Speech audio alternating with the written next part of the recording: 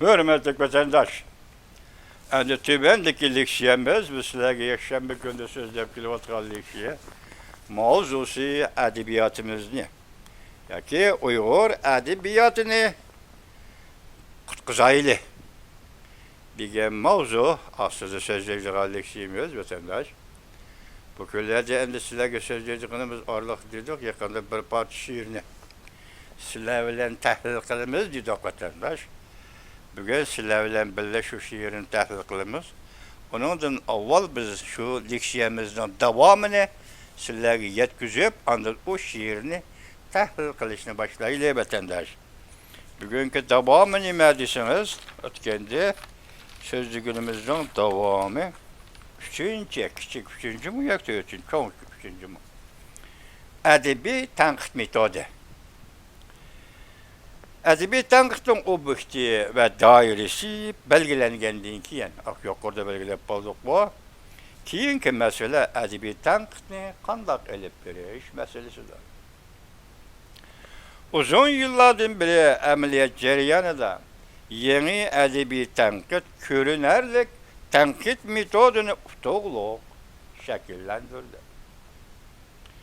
Bu metodlar to'liq foydalanish qimmatiga ega. Küçük birinci ilmilik ve obyektlik. Bir tarafta yeni edebi tenkit, edebiyat bilen ilim fanning qarama-qarshiliğini ko'rsatib bersa, yana bir tarafta yeni edebi tenkit, ijodiyat bilen edebi tenkitning farqini ta'kidlaydi. Vilak bayon qilib mundaq deydi. Xitoycha shundaqlarni ismini tarjima qilolmayman, ingliz ismini. Bu Xitoy tilida egizpas qilib o'tganligi uchun tarjima qilib olmaydi vatandaş. İcadiyatga tasavvur va taqolma kerak. Edebiy tenkit bo'lsa, aqliy bilish faoliyatidir. Uning yani edebiy tenkitning hasilati aql va bilishdir. Şunlaşqa edebi tenkitni sistemalashtirish ihtiyacı var. Yuqorqi Lan Seymo efendim mundaq hesaplaydi. Gerçi edebi tenkit bir fan bulup hesaplanışqa mümkün bolmasımı? Lekin edebi tenkit ilim fanga yaqin turishi kerak. Ben o'tganda biz sizlarga nima degan to'xtatanlar? Edebi tenkitni fan yoki ilim fan deyishga bo'ladi. Çünkü tadqiqot obyekti bo'lsa, o ilim fan bo'ladi. İlim fan bo'lish uchun tadqiqot obyekti bo'lish kerak.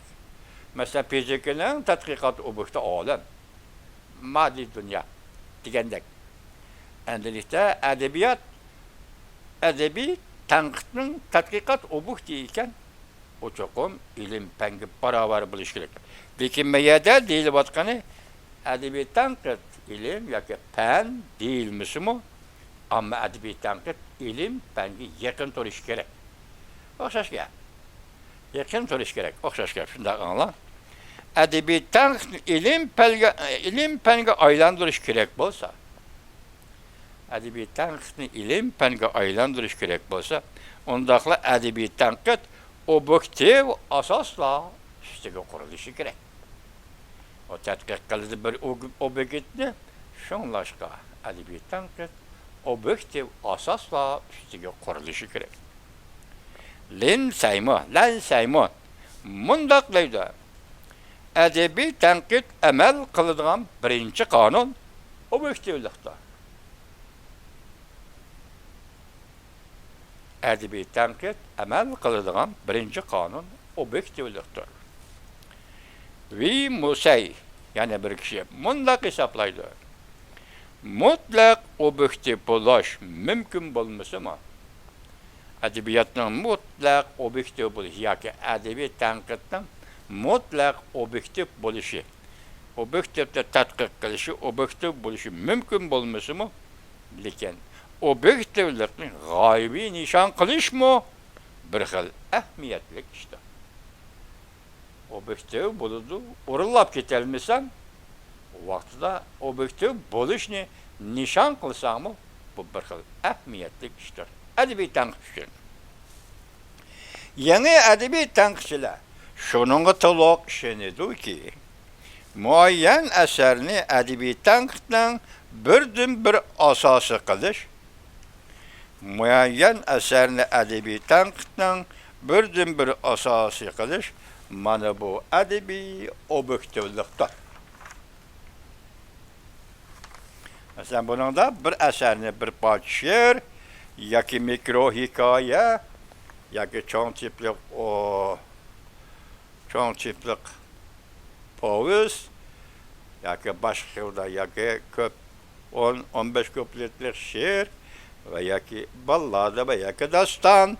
Mesela konkret eserlerde objektivlik şiyedeki o şekli halde mevcut. O içki korulma halı da mevcut. Onun şekli gözünge taşlanıptır, taşkı şekil. Onun içki korulması gözünge görünmeydi. Abstraket. Buna çeverlik ölen zihin koyup durup bizde tapalaysan ki bu içki korulmanı taşkı şekil bilen içki korulmanı birleştirgende bu objekt buludu. Bu objekt edebi tanqıtın objektivi buludu. Yaki edebi tanqıt tatkik kılıdığan, analiz kılıdığan objekt buludu.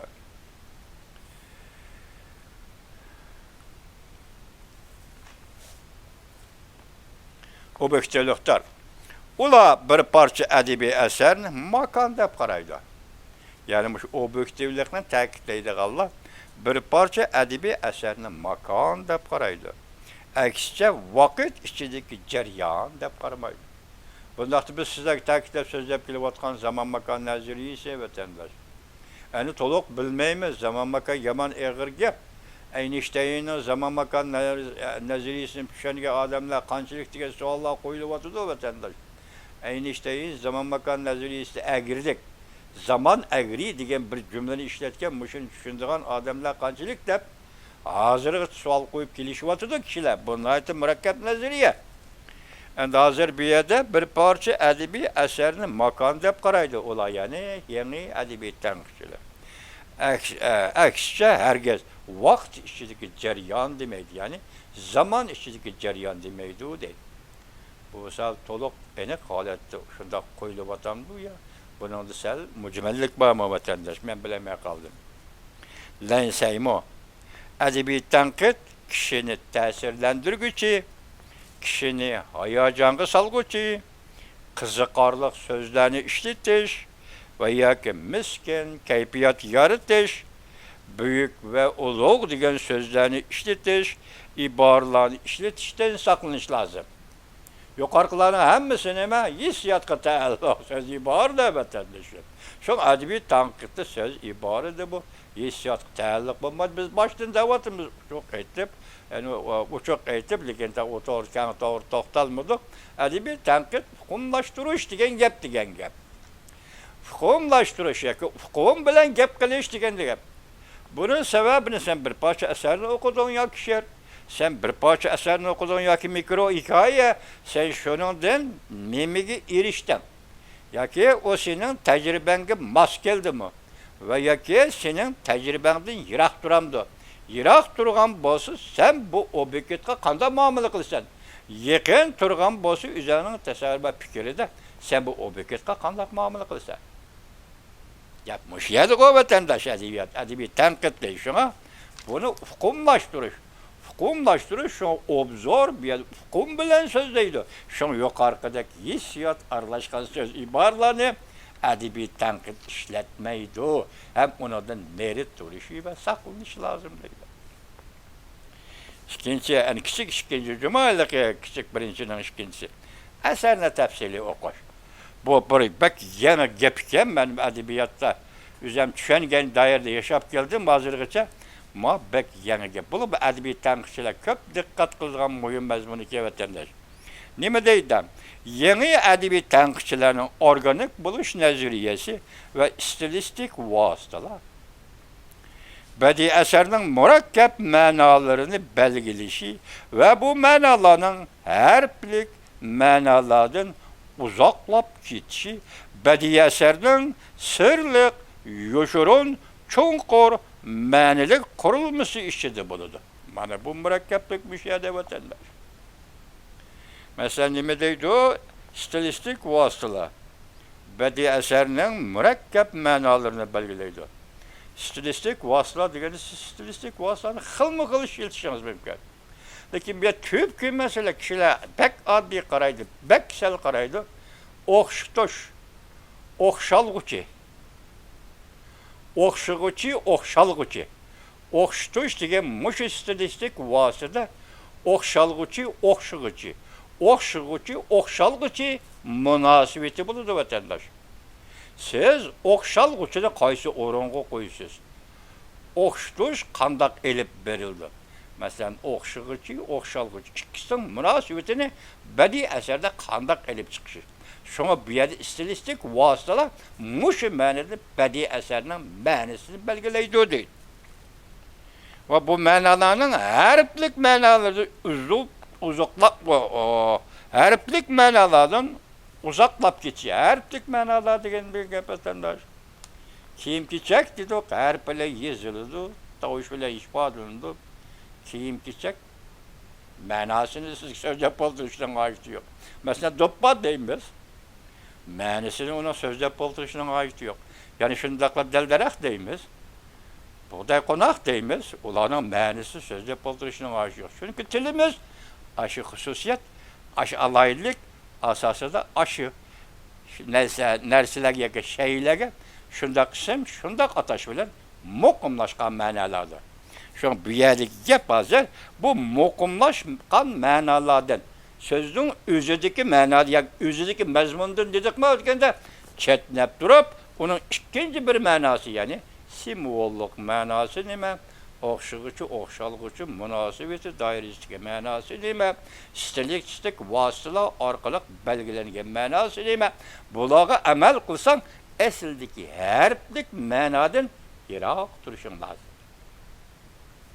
Uzaqlıq bitiş, sırlıq, yoşurun, çunkuru mənilik kurulması, bədii əsərinin, meyli bir parça şer, meyli bir parça hikaye, meyli bir parça nesir, muşuladın sırlıq, çunkur, yoşurun, mənilik kurulmu bu, həmmə nəsə kurulmunun içindədir. Baş dedik o kurulmu doğru sözleyimiz deyip arlat kısaca sözlüdük. Kurulmun həmmə nəsə kurulmunun içindədir. Hazır baştaki davatkan eserinin objektivliği mi, bədii eserinin objektivliği mi delmiş kurulumunun içinde. Şuna edebi tenkit muşun təhlil qilish gerek. Edebi tenkit muş objektiv tetkik qilish gerek. Deydi yeni edebi tenkitçiler. Nəhayət enəkki adli halda təhlil qilish, mundaq murakkab obyektni iş bilmək. Adli halda təhlil qilish, mundaq murakkab obyektni iş bilmək. Şunlaşqa yeni ədəbi tənqid bədii əsərini təfsili oxuş metodunu oturub qoydu. Qaytı oxuş, qaytı. Tövəndiki şiirdən mən şunda qaytı oxub çıxdım. Qaytı oxuş metodunu oturub qoydu. Mənisindən üzüge məlum ki, təfsili oxuş, yeni ədəbi tənqidin təfsili oxuş metodu olub qaldı. Ədəbi tənqidçi bir əsərini qoluğa aldı, onu təfsili oxuş gerek. Şuna bundaq təfsili oxuş, yeni ədəbi tənqidin bir xil metodi olub qaldı. Bu metod bu iki ədəbi əsərini səbirçallıq bilen təfsili okup analiz qilish. Əsərini okup olup analiz qilish, təfəkkür qilish. Hər qandaq bir detalını qoyub etməslik, til işletiş, söz ibarlarını işletiş və bədii əsərinin qurulmasıdan məna izləş. İznalarını izləş. Mənalar iznalarını izləş. Yoşurun bədii amillarını izləş. Şuna yeni ədəbi tənqidçilər bədii əsərini təfsili oxuşunu ədəbi tənqidçilərin kəm bolsa bulmaydığım metod deyib qaraydı. Kəm bolsa bulmaydığım metod deyib qaraydı.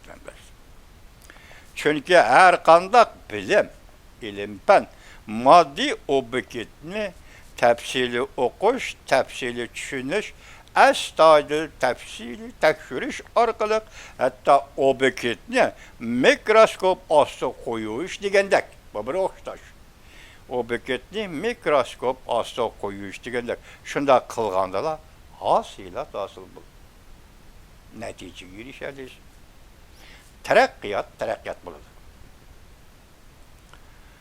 Richard ve Yen Hus'un iki adam katarlıkla hatta tilşünaslıkla hem paylanış orunda edebi tenkit sahası elip kürgeli. Ulanın til manasını tahlil kılış metodu, tefsili okuş metodu bulup şekillendi.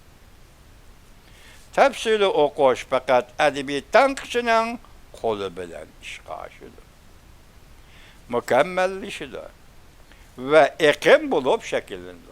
Bu tefsili okuş degen ayetun mühim iken cuma zor iken edebi tenkitçilikte. Bunun konkret kademleri cümleden til, sözlem manasını tahlil kılış. Söz oranını tahlil kılış. Gramatikisini tahlil kılış. Obrazları ve imaglarını tahlil kılış. Okşuşlarını tahlil kılış. Başta okşuğucu, okşalgıcı münasebeti mürekkepler. Okşuşlarını tahlil kılış. Simollu şeklini tahlil kılış. Vezin, kopiyelerini tahlil kılış. Pozisiya, keyfiyet katarlık omullarını tahlil kılış. Uçukluk ve mucmellikni ayırıp çıkış. Kengiyiş gücü, özünü inkar kılış ve kinaya katarlık alaylıklarını ayırıp çıkış, tanışıp çıkış, şu arkalık bədii eserinin içki organı kurulmasını içip biriş ve bütün manasını yiyip biriş. Bədii eserinin yani bütün manasını yitip biriş. Brakes bilen oğlun birleşip yazgan şiirini düşüneyli mavzuluk kitap bədii eserlerini tefsili okuşunun en yaxşı desturu bulup kaldı. Afsuski bu kitap bizim kolumuzda yok. Xitayçıga tercüme kılınmadı vatandaş. Afsuski bu kitap bizim kolumuzda yok. Ne oldu? Bu bədii eserlerini tefsili okuşunun desturi bulup kaldı. Edebi tenkit ameliyeti de edebi tenkitçiler edebi eserini tefsili okuş metodu arkalık. Nayet güzel bayallarını oturup koydu. Kişilerin alkışığı erişti. Şunun bilen bu metot şiirlerini tefsili okuşka, mikro hikayelerini tefsili okuşka maslaştı. Meğer ki bir ağız gepecek kaskılan cuma vatandaş vezin kopiyelerini tahlil kılış, pozisiye, keyfiyat katarlık omullarını tahlil kılış. Bir yerde pozisiye bir noktada şairinin, yazgıcının pozisiyesi. Keyfiyat bir noktada şairinin, yazgıcının keyfiyatı. İkinci noktada bədii eserinin keyfiyatı. Bədii eserinin pozisiyesi. Bu pozisiya bədii eser senin kolunda yazıldı, tamamlandı. Cemiyetki çıktı. Matbuatı ilan kılındı. Bu eser senin kolunda tamamlandı. Uyakka ötkendiğin yaki cemiyetke. Cemaatın koluğu ötkendiğin ki bu bədii eser cemaatın mülkige aylandı. O nime dese, kandak dese, kandak tahlil kılsa, kandak analiz kılsa, kandak kubul kılsa, kandak red kılsa bu tamam. Okuyucuların, okurmenlerin, zoklangıcının, kitaphanının ihtiyardaki iş. Şuna bir yerde bir nokta yetip geldi. Senin keyfiyatını sana kaytırıp verdik yazgıcı şair. Senin imdilik keyfiyat tahlil kılış pozisyon. Senin pozisyon ne? sana qaytırıp badok yazgıcı şair endilikdigi gap, senin kolundan çıkan şu bədii eserinin zaman halkıga tutkan pozisiyası nime? Reallik aldideki pozisiyası nime?